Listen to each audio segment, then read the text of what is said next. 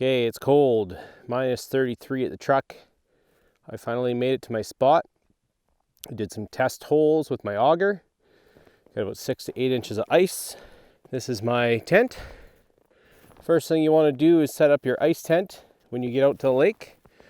I'm going to take you through a step-by-step process on what I do. You want to set your tent up right away. Because it's so cold, I'm not going to mess around. I'm just going to turn my buddy heater on with 1 pound propane tanks. It seems to work the best.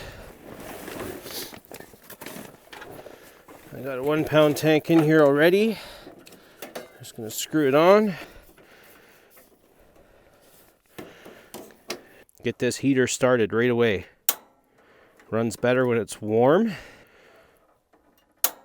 There we go. Get the pilot going. I do have a 5 pound propane tank, but that tank doesn't light as quickly. When it's cold like this, use the 1 pound bottle. And then once your tent warms up, you can turn your 5 pound bottle on. Give it a couple minutes for your pilot to warm everything up. Once you've given it a few minutes, you should be able to turn the heat on and you can start setting up for ice fishing. But always get your tent up and then get your heater going first before you do anything else out here, especially when it's cold. There we go. So even after sitting outside, minus 33, my big buddy heater with the 1 pound bottles, the way it's designed, works pretty good. Now, for ventilation, I always like to figure out which way the wind's going. And I kick a good size hole. I'll kick a good size hole under my tent. That's a good ventilation.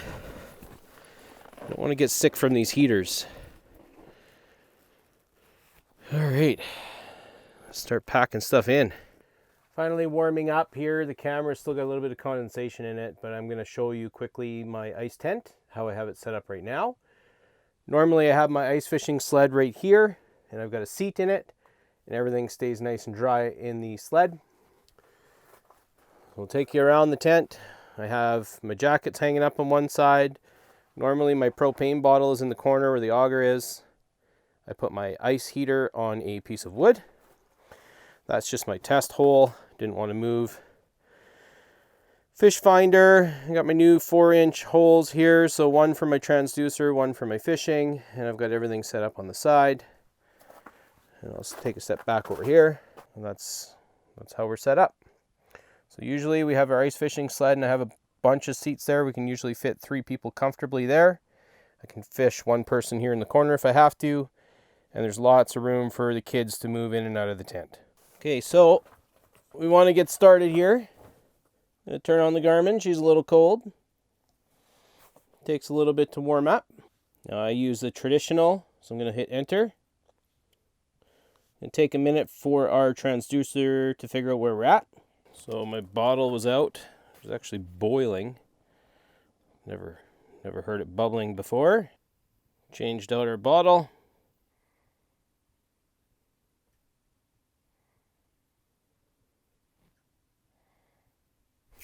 There he is.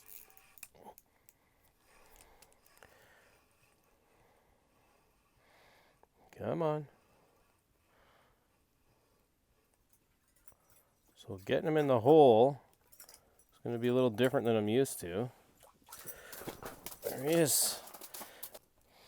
Our first kokanee. Perfect. Nice little fish. Caught on a mealworm. Let's get another one.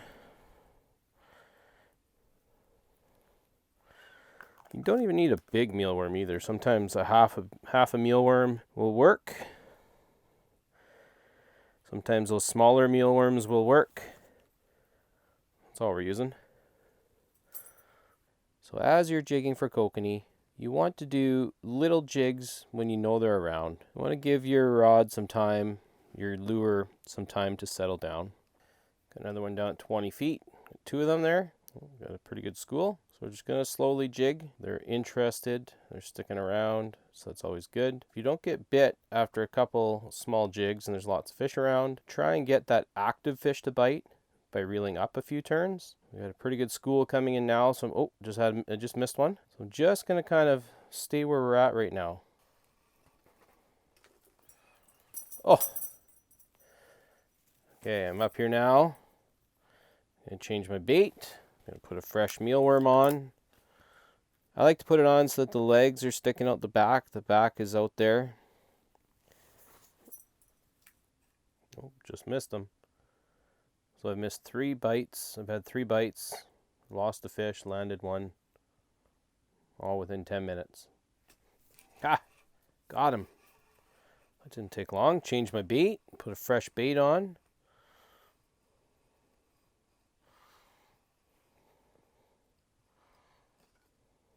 Oh, there he is. Okay, this is the tricky part. I'm having trouble getting them in the hole. There we go. There's one. Another kokanee. Another nice kokanee. Key here is to always have fresh bait.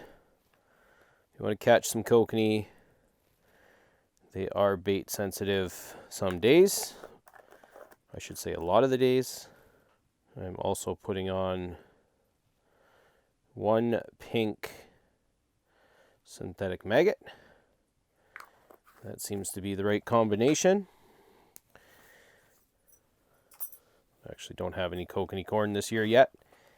I'll make some up tonight. I will have some for tomorrow. Oh, I got one there again at 10 feet, so we're going to come back up to him. Always chase the active fish. If you have fish that are moving around, don't go chase fish that you just caught. There we go. What you just caught. I'll see if we can get him through the hole again. This is the challenge here. Another nice kokanee. Caught with an ice jig, a pink ice jig, and a mealworm, and also a pink maggot. That's 3. They're on the small side. Top one's a pretty good size. The other 2 are fairly small. Those 2 eat really well, though. Don't have to worry about the size of a kokanee. They all taste great. And you can see the scales are coming off in my hands right away, so these things do not do well with catch and release. Hope you can see that.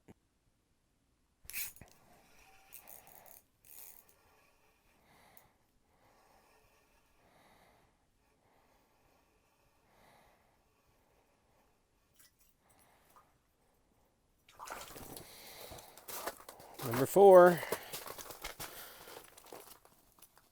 That's number 4. Right on the tip of the nose there. That's where you want them. That's a good spot. When you're ice fishing for kokanee and you get them in the tip of the nose like that, I'm pulling really hard here. They're not coming off. So you want to get them up to the surface as quick as you can. Again, mealworms. Doesn't matter the size.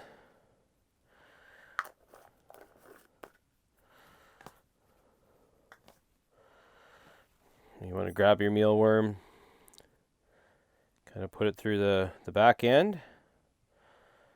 Get half of it sticking out the back with all the legs. You can see all the legs there. I am using gulp maggots as well. I've put a little bit of my extra scent in there. And I'm going to put the maggot on, and I'm going to have the maggot. I have that maggot sticking out the back end as well. So you've got that separation, you've got that contrast. You got pink, mealworm, pink. That helps as well. We do that with our beads in the summer as well. So I'm going to stick with the just small jigs. Let it pause. And you're going to count to 3 or 5, sometimes to 5. And then every once in a while, give it a couple small jigs and let it sit. But let that sit. You always want to move this. I got fish on me right now. So you always want to be moving your tip. You want to be bouncing that lure. But you want it to pause. When it pauses, when this bait pauses, it will swing over. I just had a hit there. That was a very light hit. Oh, missed him. Goes again. Right at like 8 feet. It's a nice one. Done. Right in the nose again. What did you have on there? The Mealworm. Just a mealworm? Yeah.